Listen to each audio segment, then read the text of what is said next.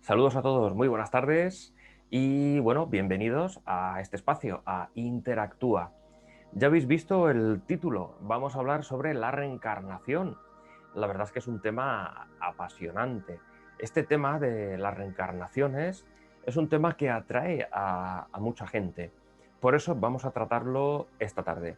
Antes de empezar, quiero deciros que las imágenes que habéis visto al principio del vídeo corresponden a mi biblioteca particular. Esos son todos mis libros que he ido, bueno, pues consiguiendo a través de los años, y algunos de ellos, la verdad es que han sido difíciles de conseguir, sobre todo los de Salomón Selam. Hay gente que me pregunta, Jesús, quiero empezar a estudiar descodificación, ¿qué libros me aconsejas? Pues esos blancos que aparecían, todos esos que tenían el lomo blanco, corresponden al doctor Salomón Selam, un doctor francés, bueno, un descodificador francés, que yo lo aconsejo encarecidamente que el que quiera iniciarse, que empiece por esos libros.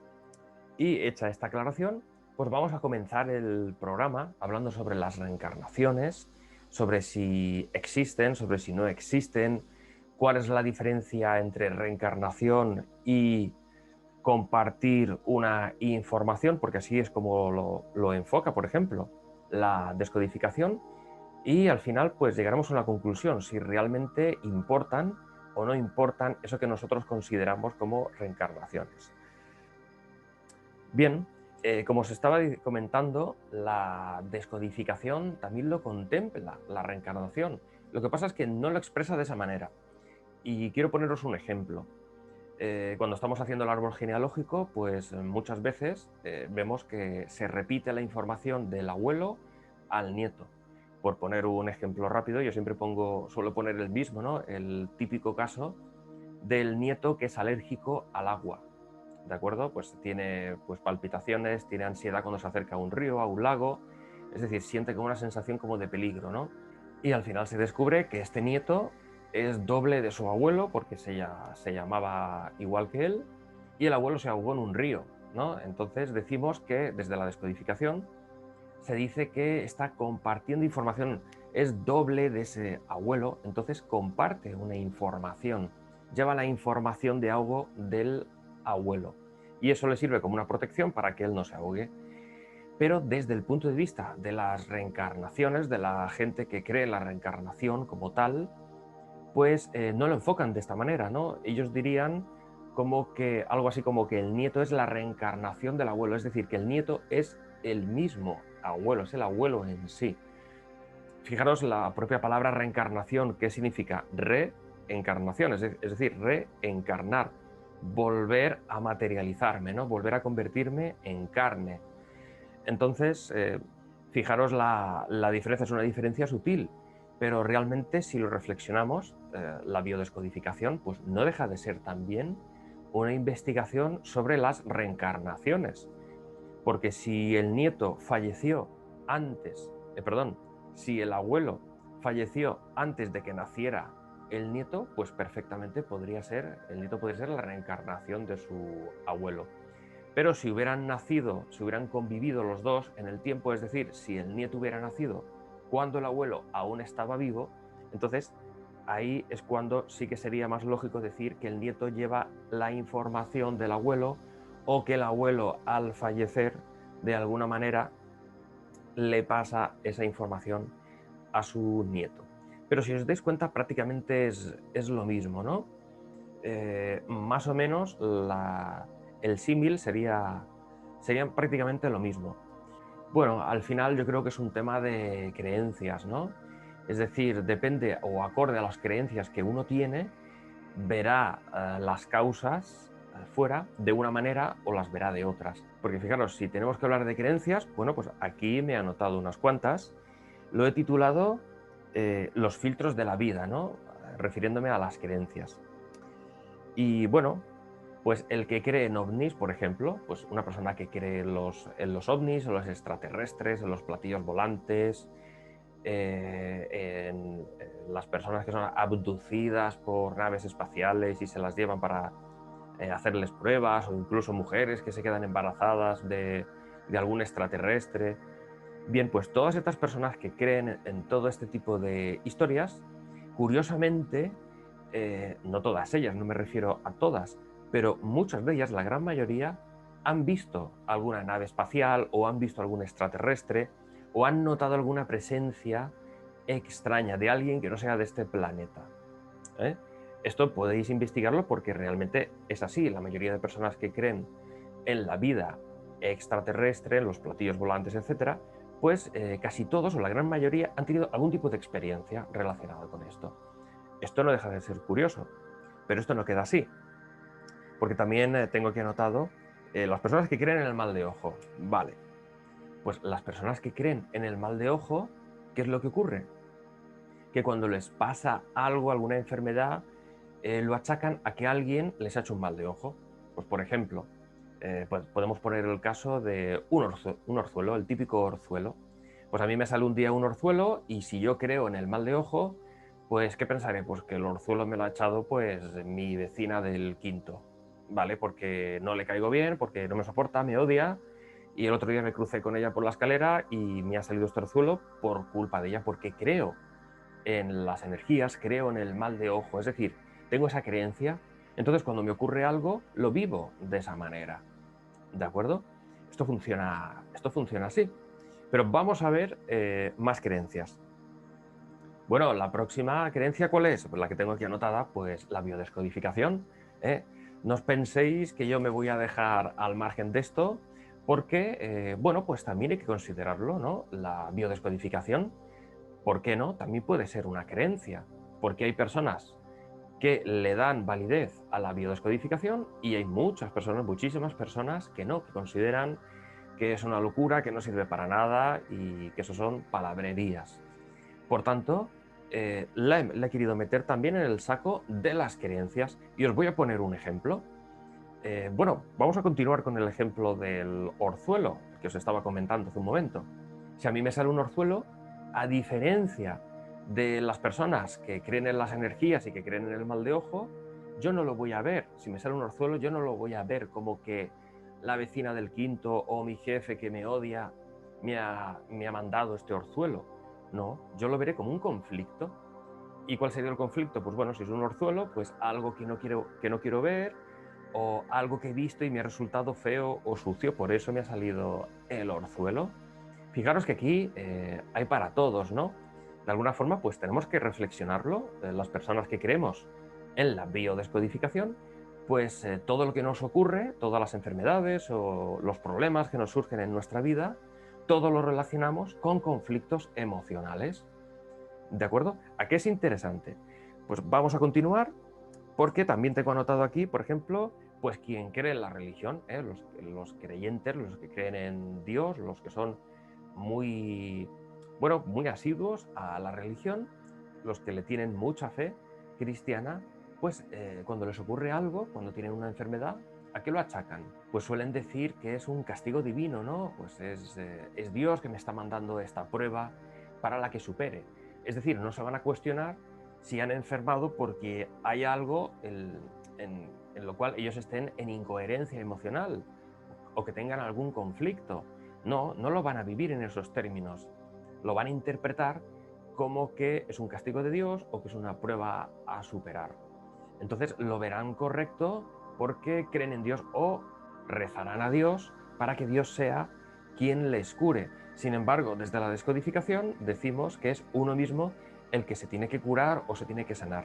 Fijaros las creencias, todos esos filtros, cómo van cambiando acorde a cómo yo veo las cosas de una manera o las veo de otra. Por eso os estaba comentando la diferencia entre la descodificación, que dice que se comparte una información o se puede heredar una información inconsciente del árbol genealógico, y la otra parte que considera que existen las reencarnaciones como tal. Como os digo, prácticamente vendría a representar lo mismo. Bueno, quien cree en la espiritualidad, por ejemplo, bueno, de esto ya hemos dicho algo antes también. Bueno, pues si yo soy una persona espiritual, Pues claro, yo considero que cuando me pasa algo, pues es porque mi alma está evolucionando más y es una prueba que también que tengo que superar. Es decir, lo van a enfocar desde otra manera. O las personas espirituales también se enfocan mucho en las energías, entonces lo que van a hacer es, si tienen una enfermedad, pues si yo soy una persona espiritual, no voy a buscar el conflicto o no lo voy a buscar desde el enfoque de la descodificación. Lo que intentaré quizás sea pues, equilibrar mis chakras, por ejemplo, equilibrar mis energías, porque hay un bloqueo en el chakra número 3 o número 4, entonces cuando lo desbloquee, mi cuerpo se regenera y me sano, pero no lo van a enfocar desde la biodescodificación, para que os deis cuenta de todos esos filtros que al fin y al cabo tenemos todos. Creamos en lo que sea, en una cosa o en otra, pero al final nuestra mente siempre necesita creer en algo, ¿no? Bien, y bueno, ¿qué conclusión podemos sacar de esto? Pues que cualquier tipo de creencia, al fin y al cabo, nos impide ver la verdad de cada cosa. Por eso hay muchas personas, entre las cuales yo me incluyo, que queremos perseguir la verdad o queremos descubrir cuál es la verdad de todo, ¿no? Y para llegar a eso, yo creo que es un camino muy arduo, muy difícil, porque para empezar deberíamos de quitarnos todo lo que tenemos instalado en nuestra memoria, en nuestra mente. Todos esos filtros, todas esas creencias, al final nos van a impedir poder acceder, poder llegar a esa verdad. Yo creo que a fin de cuentas uno llega a la verdad cuando renuncia a todo lo que ha aprendido. Y llegará un momento en que la verdad llegue por sí sola. Bien, quería haceros este inciso de las creencias, porque entendiendo un poco esto, vamos a entender todos mucho mejor la parte que vamos a ver ahora, porque quiero presentaros a Brian Weiss. Brian Weiss, que supongo que ahora mismo estaréis viendo en las pantallas una foto de este hombre. ¿Este hombre quién es? Pues este hombre es era un escritor muy famoso, pero sobre todo lo que era un psiquiatra. Era un psiquiatra, pero no era un psiquiatra al uso. Es decir, tenía una forma muy peculiar de tratar a sus pacientes.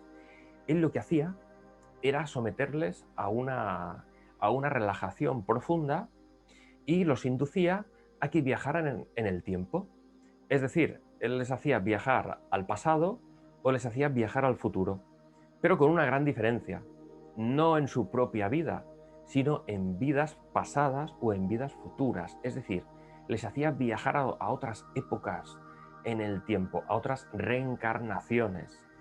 Él les decía, bueno, pues si tienes este problema, si tienes un problema de salud o un problema mental, vamos a ir al pasado a ver qué otra vida tuviste y a ver qué te pasó en esa otra vida. A ver si podemos entender el por qué en esta vida actual lo estás pasando de esta manera.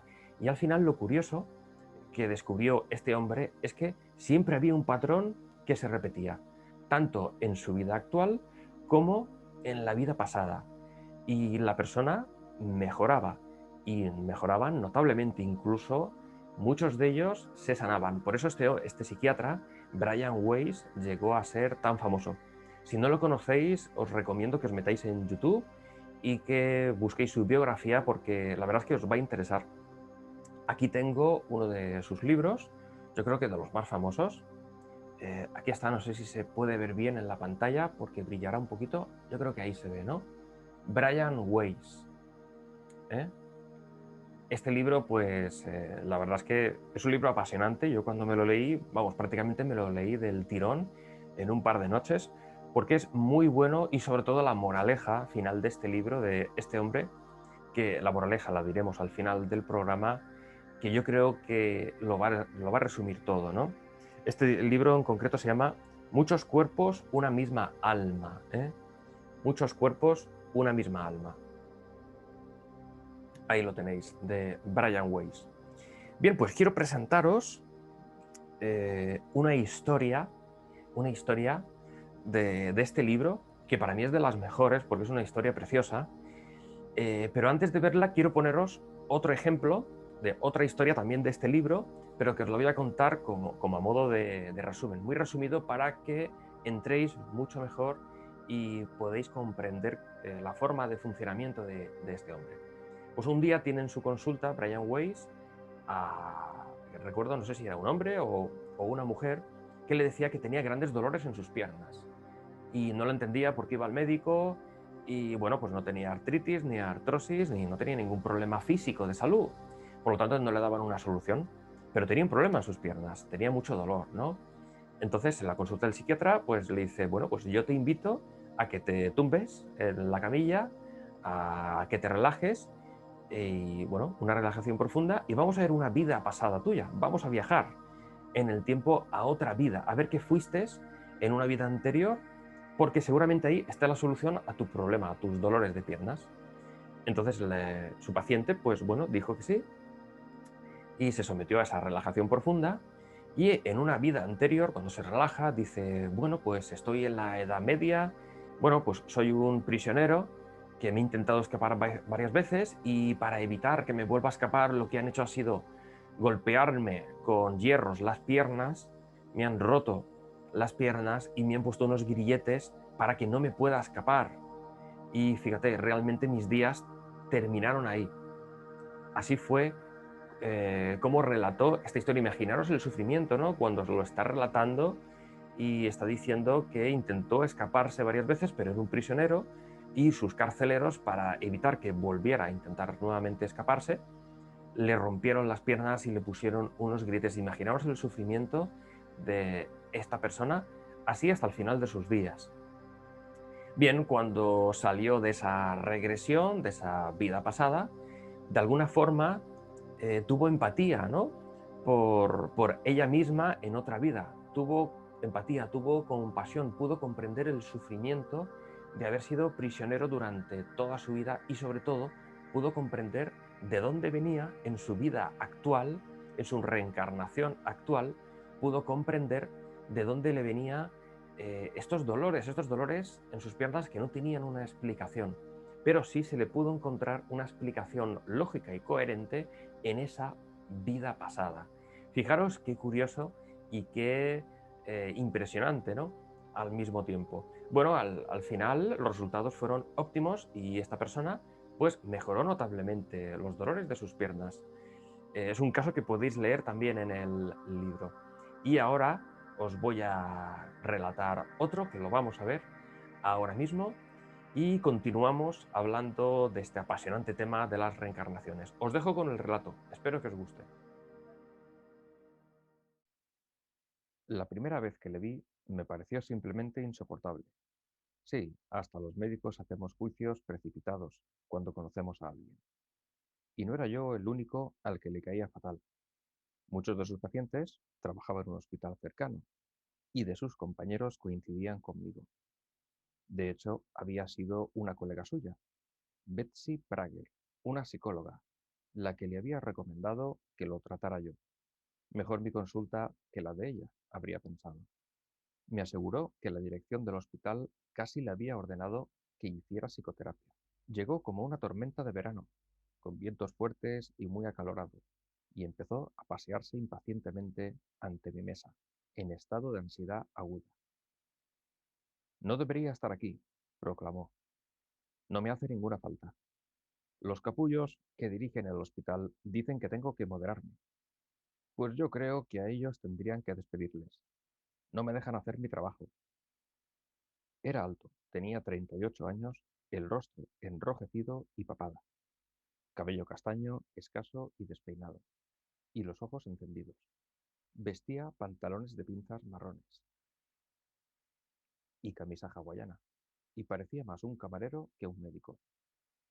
Joder, prosiguió, es por esa enfermera de noche, típico de una tía. Es que uno de mis pacientes, un tío majísimo, todo un caballero, un héroe, con una familia fantástica, que tiene meningitis, la llamó porque estaba vomitando. Y la tía ni caso, colgada del teléfono. Le pegué 4 gritos para que colgara. Y fue y me dijo que su hijo está enfermo. Y una mierda. Cuando por fin colgó, le solté una buena para que se enterara. Y la amenacé con darle de hostias. ¿Cuándo fue eso? La semana pasada. La muy puta ha presentado una queja. Supongo que por eso le habrá llamado a la doctora Prager. ¿A qué hora la amenazó? Le pregunté con tranquilidad. Hacia las 12 de la noche, quizá más tarde. ¿Qué hacía en el hospital tan tarde? Pues trabajar, cuidar de mis pacientes. La doctora Prager dice que hace usted más horas que un reloj y que siempre está cansado. Me ha contado que se encarga de tareas que podrían hacer perfectamente los residentes. Ya, si pensaran con la cabeza y no con el culo, apoyó las manos en mi mesa y se inclinó hacia adelante, con seguridad en sí mismo. Ya sabe usted cómo son estas cosas. No puede uno confiar en ellos. Les digo lo que tienen que hacer, hasta el detalle más nimio, y siempre acaban metiendo la pata. Si les dejas con un paciente, despídete de él. Cuando yo trabajaba en el monte Sinaí, casi todos los residentes y los internos eran competentes y estaban entregados a su trabajo. En cuanto llegaba a conocerles, confiaba en ellos, aunque en función de los límites de su preparación. ¿Podía ser tan distinto el hospital de Max? Trabajando a ese ritmo, ¿no acababa agotado? A veces, reconoció y por fin se sentó. Me parece que se alegraba de encontrar una silla, porque noté que se relajaba bastante, si bien siguió dando patadas contra el suelo. De repente volvió a montar en cólera. Pues claro que me canso. Es lógico, ¿no? Si supiera hasta dónde llega la incompetencia que veo cada día, se quedaría pasmado. Se equivocan en las dosis, en los diagnósticos, en las dietas. Descortesías, impertinencias, porquerías por los suelos, gráficos incorrectos. Fue perdiendo gas como un motor al apagarse. Y eso pone en peligro a sus pacientes, aventuré. El motor recuperó fuerza. Pues claro que les pone en peligro, a veces. Se inclinó de nuevo hacia mí y su voz se convirtió en un susurro. A veces mueren. Sí, algunos pacientes mueren. Quizás el enfermo de meningitis fuera a morir, pero muy pocos fallecimientos pueden achacarse a un mal tratamiento recibido en el hospital o a un caso de negligencia médica. El cáncer mata, los virus matan, los accidentes de tráfico matan. Pero eso es inevitable, afirmé. Con mis pacientes, no. Lo dijo de forma tan categórica, con tanta arrogancia, que di un respingo.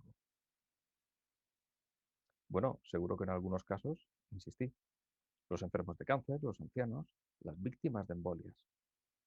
Entonces sucedió algo extraño. Se le llenaron los ojos de lágrimas.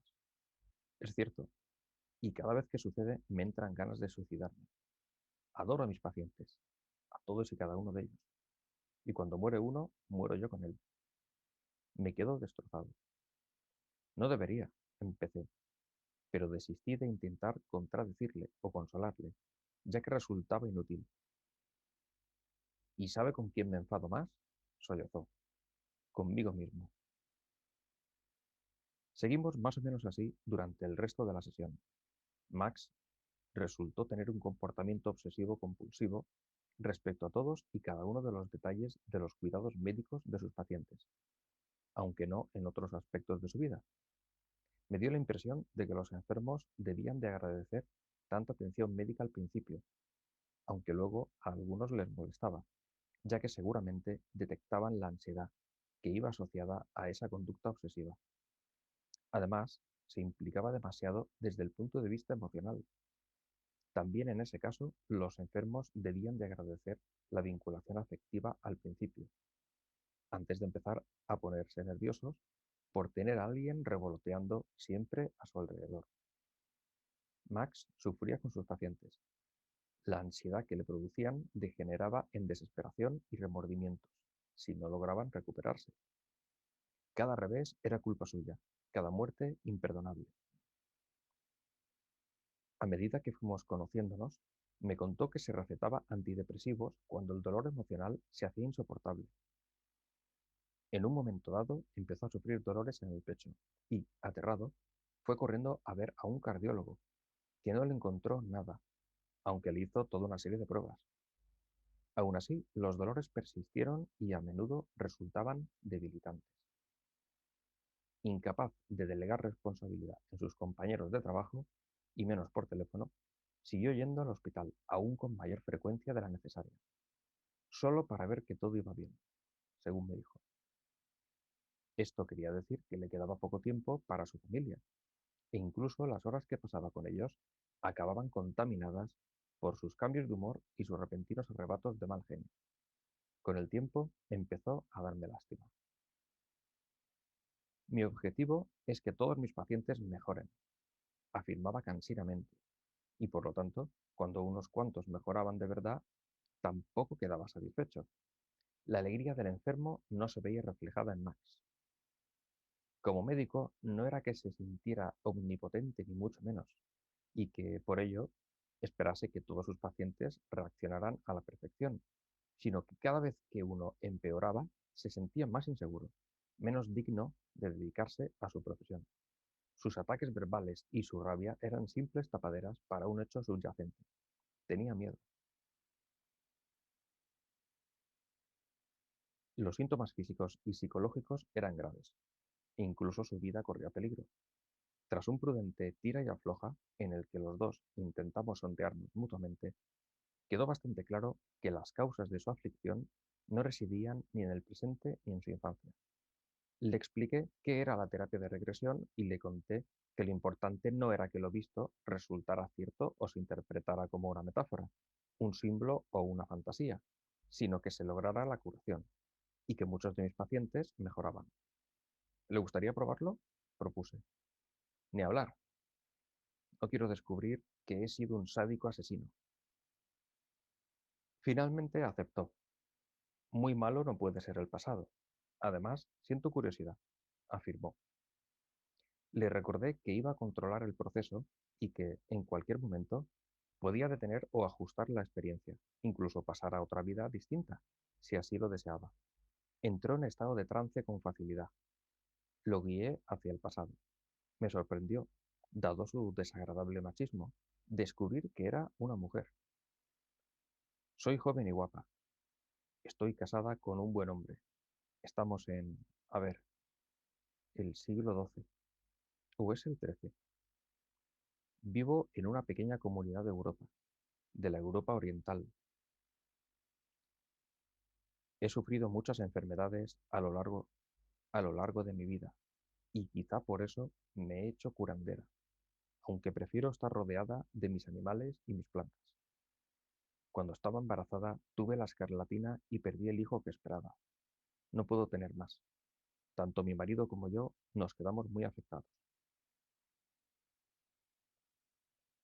Siempre que alguien se pone enfermo, me llama, porque sabe que si le impongo las manos, o si lo trato con mis hierbas y mis plantas, se pone mejor.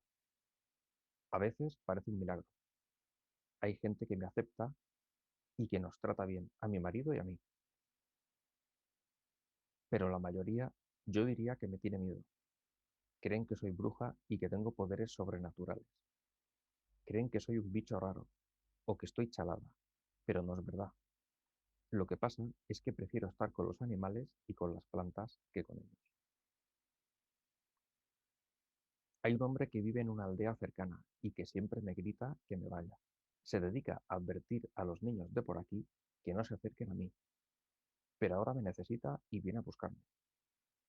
Su mujer ha dado a luz a una niña muerta, como pasó con la mía, y ahora delira y tiene la frente ardiendo. Voy corriendo con él hasta su casa. Su mujer está muy enferma. Le cuesta respirar y tiene mucha fiebre. Le coloco las manos en el abdomen, sobre el útero, y noto cómo surge de mis manos una energía ya conocida, una ráfaga curativa que se transmite hasta la enferma. Con las plantas y las hierbas le alivio la fiebre. Pero no basta, no basta. Max se puso muy nervioso en mi consulta. Respiraba aceleradamente y en su gesto se apreciaba angustia. No corría ningún peligro en estado de trance. Nadie lo corre nunca. Pero era evidente que sentía empatía hacia aquella joven, que era él mismo, mientras recordaba aquellos hechos del pasado remoto.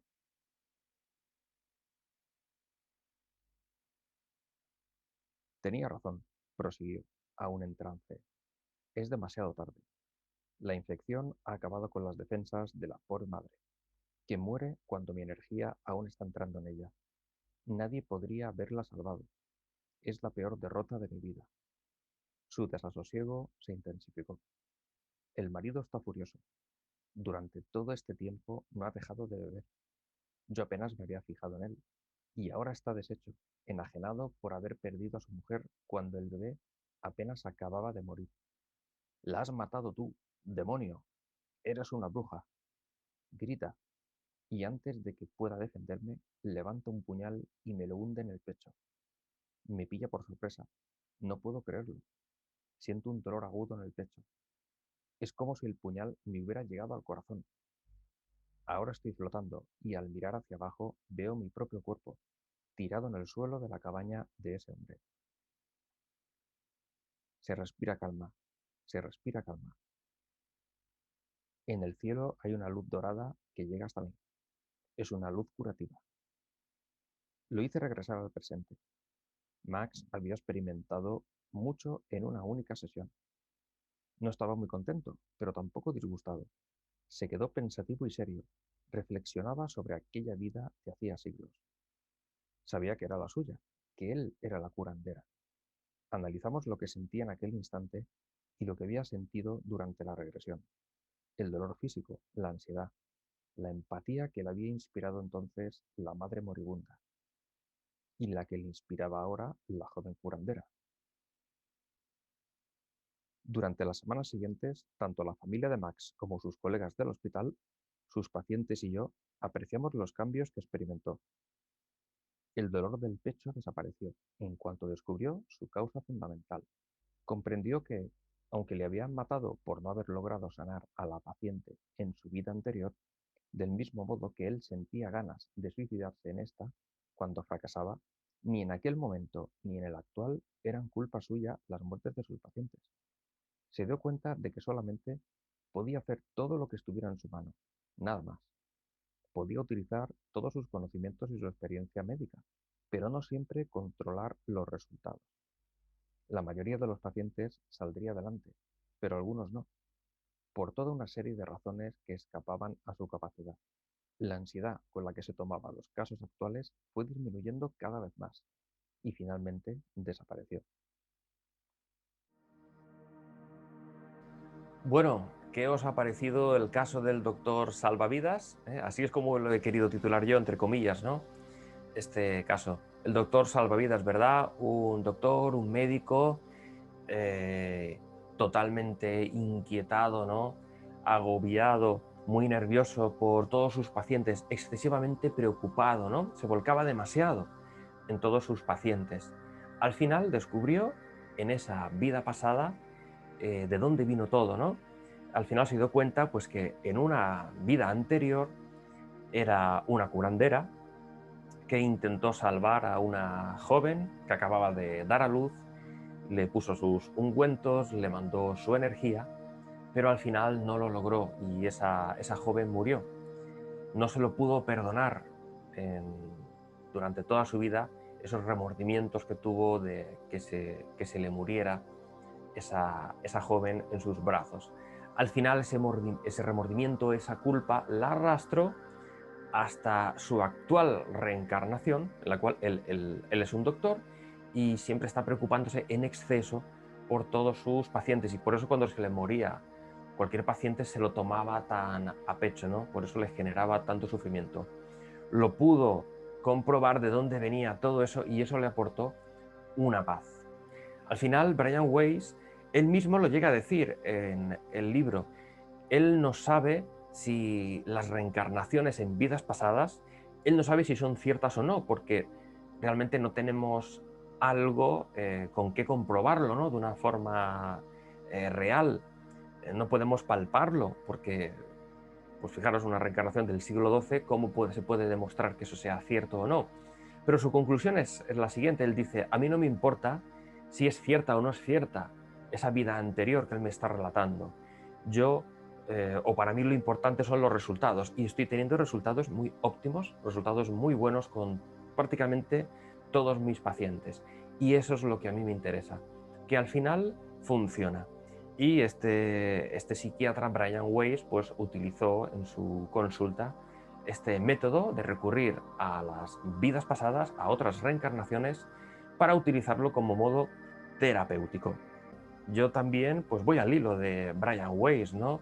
Que al final lo que importa es que la terapéutica que tú emplees o el método o la herramienta, lo que tú quieras, al final lo que importa es que funcione de una manera clara, evidentemente, es decir, sin medias tintas. Lo que tú estés empleando debe de funcionar de una manera clara y notoria. Entonces, si este hombre, Brian Weiss, recurría a las reencarnaciones, pues esto le iba genial. Espero que os haya gustado el programa de hoy. Hemos hablado sobre las reencarnaciones, pero sobre todo hemos reflexionado, ¿no?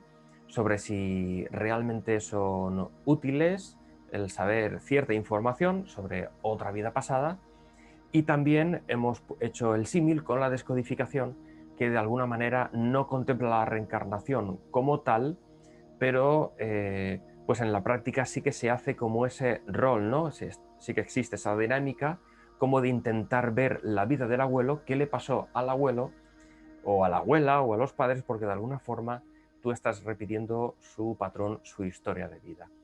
Espero que os haya gustado, como os digo, nos veremos en un próximo Interactúa. Saludos a todos, mucha suerte y hasta la próxima.